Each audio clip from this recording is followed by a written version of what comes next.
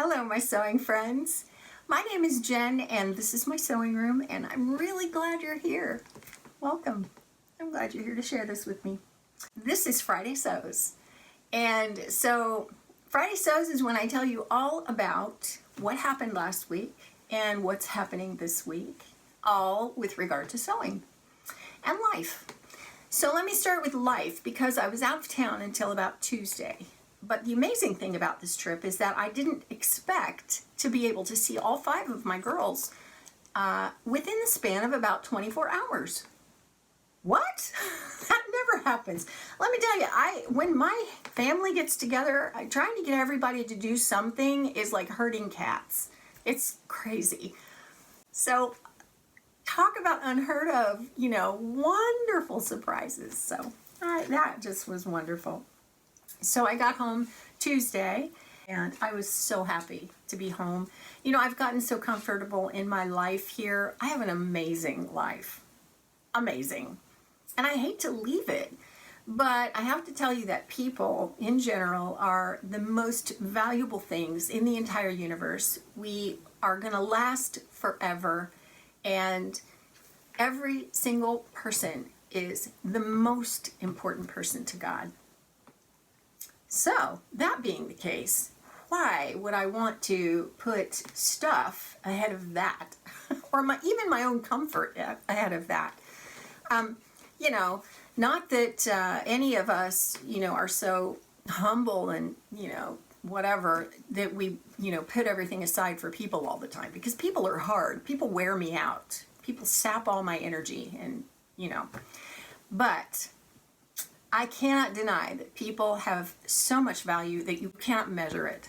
That being the case, once in a while you got to leave your stuff, leave your house, leave the comfort of your routine and your amazing life, and you have to go be with people, which ends up being that you get to go be with those people because God has been so good as to give you the amount of time and effort and energy and resources to go be with them.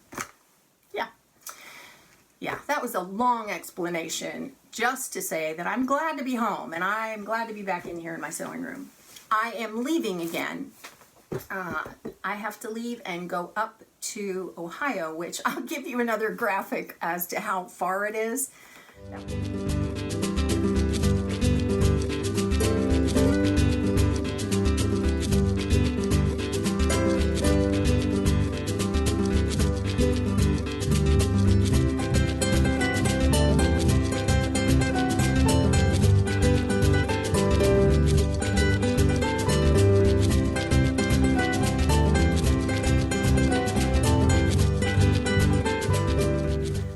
Fun to do. And I've got to go up there. My husband has a speaking engagement, and actually my mom has a desk and a chair that she promised me years ago, and they're ready to get rid of it, so I want to bring it home. So it was going to work out better for us to drive up than fly, because you can't get a desk on a plane to come back. Anyway, so long drive. I'll be gone all next week, and so I won't get any sewing done unless I want to fiddle around with my mom's old Bernina. She has a really nice Bernina.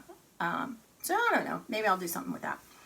But I'll get to see some old friends. I get to go see a shop that I've not been to since like the 1990s. It's called Arbuckle's. And it's an old railroad station in Noblesville, Indiana. So I'm looking forward to that. And I'm going to try and see some friends, oldest friends, see my sister. Go to the dentist. Our dentist is still up there. We really love him. He's also an old friend.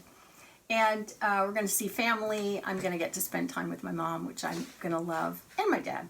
I'll be back a week from Monday and back at it again in here. So that'll be fun. So busy week ahead, and no sewing probably at all involved. But there might be some buying of fabric. And I don't know.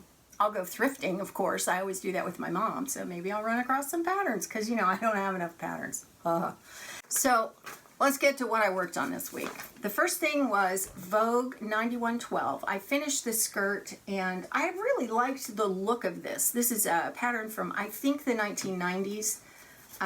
Not sure exactly, but it's not a very easy Vogue. No. I don't know why I always gravitate to the architecture of a garment. And so this has those lines that all go like this. I think that looks really cool, but it's not as easy to pull off in practice as it is in as an idea, yeah, in theory. Well, I had thrifted some drapes, some custom-made drapes, and I thought, oh, that will work. And the stripe placement, I thought it was going to work a little differently than it actually did, but it still turned out okay. And so I have this cute little summer skirt from those drapes. This pattern, what in the heck, Vogue? This thing, they tell you to construct this in such a way that the entire front is droopy because there's no stabilization to the fabric. There's no facing, there's no lining, there's nothing going on the inside. I went back in and I interfaced the heck out of this thing. The only interfacing that it actually calls for is on the waistband. But I went in and I redid this whole section and the yoke section here and the yoke section on the back, and I interfaced all of it. And I also cut facings, and then I sewed them so that like this seam, let's take that for example. I cut 2 yoke pieces, a front and a back, and then when I sewed it to this piece, I put the right sides together, but then I took the facing piece and I put it right side to wrong side on the other side, and that gave me this finished edge. So basically what I did was, and then I just brought it up, and then of course the raw edge got enclosed by the waistband. So that made a big difference, especially putting the interfacing in. And it actually made it easier to put back together too. When I went to sew these, where you have to bring everything to a point, made it a lot easier to sew with the interfacing on it. So I thought, why? Didn't they tell you to do that? So made a ton of notes on the instruction sheet and on the outside of the pattern envelope.